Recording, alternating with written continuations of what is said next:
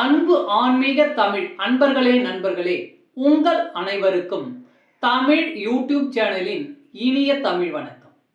தாய்மொழியால் இணைவோம், தாய்மொழியை வளர்ப்போம். வாழ்க தமிழ், வளர்க தமிழ். நமது சேனலில் இன்றைய பதிவு திருமூலர் அருளிய திருமந்திரம். இந்த நூலில் உள்ள ஒவ்வொரு பாடலையும் விளக்கத்துடன் ஒவ்வொன்றாக தினம் ஒரு திருமந்திரம் என்ற தலைப்பில் அளிக்க உள்ளோம்.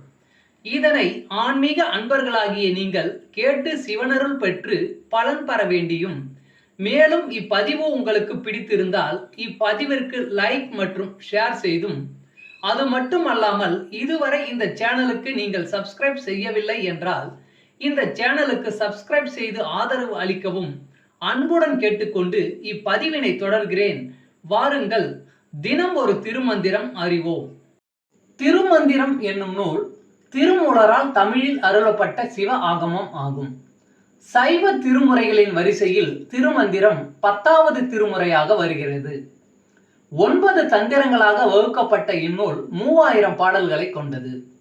திருமந்திரம் பக்தி பிரபாவத்தில் ஆரம்பித்தாலும் அடுத்து உபதேசம், தத்துவம், யோகம், தியானம், சக்கரம், ஞானம் என்று பல விஷயங்களை பற்றி பேசுகிறது. திருமூலர் யோக பயிற்சி தரும் விதம் சுவாரஸ்யமான நடை. அவை வெறும் சூத்திரங்களாக இல்லாமல் படிப்பவர்களுக்கு உற்சாகம் தரும் விதமாக அதன் பலன்களையும் சேர்த்தே சொல்கிறார். தினம் ஒரு திருமந்திரம் பதிவில் இன்றைய திருமந்திரம் 141. முதல் தந்திரம் உபதேசம்.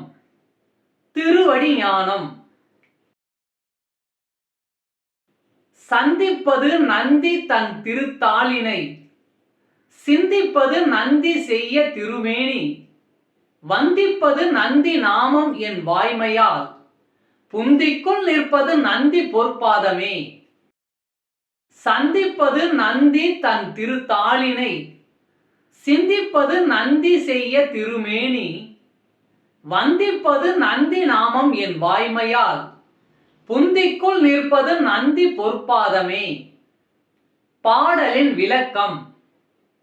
நான் எப்போதும் சேர்ந்திருப்பது நந்தியம் பெருமானின் திருவடியை. என் நினைவில் எப்போதும் இருப்பது அப்பெருமானின் திருமேனி. நான் வணங்குவதும் பெயர் சொல்லி துதிப்பதும் நந்தியின் திருநாமத்தை. என் அறிவில் நிலைத்து நிற்பது நந்தியின் திருவடி பற்றிய ஞானமே. தமிழ் அன்பர்களே நண்பர்களே, இன்று தினம் ஒரு திருமந்திரம் என்ற தலைப்பில் திருமூலரின் திருமந்திரம் பாடலை விளக்கத்துடன் தங்களுக்கு அளித்ததில் நான் பெருமை கொள்கிறேன்.